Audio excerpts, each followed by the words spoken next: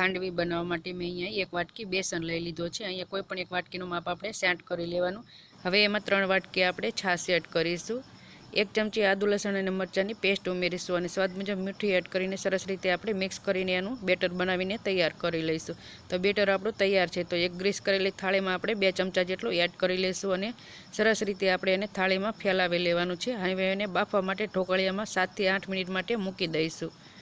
તો 7 થી 8 મિનિટ થઈ ગઈ છે અને આપણી ખાંડવી સરસ રીતે બફાઈ ગઈ છે। હવે એને કાપા કરી લઈશું અને એના રોલ બનાવીને આપણે તૈયાર કરી લેવાના છે।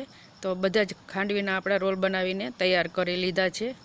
તો હવે એનો વઘાર કરી લઈશું। વઘારિયામાં 2 ચમચી જેટલું તેલ એડ કરી લીધું છે। એમાં અડધી ચમચી રાઈ એડ કરીશું, મીઠા લીમડાના પાન એડ કરીશું અને 3 થી 4 કાપેલા લીલા મરચાં એડ કરીશું। 1 ચમચી તલ એડ કરીને વઘારને સરસ રીતે આપણે કરી લઈશું અને ખાંડવી ઉપર એડ કરી લઈશું। ઉપરથી આપણે કોથમીર એડ કરી લઈશું। તો આપણી સરસ મજાની ખાંડવી બનીને તૈયાર છે।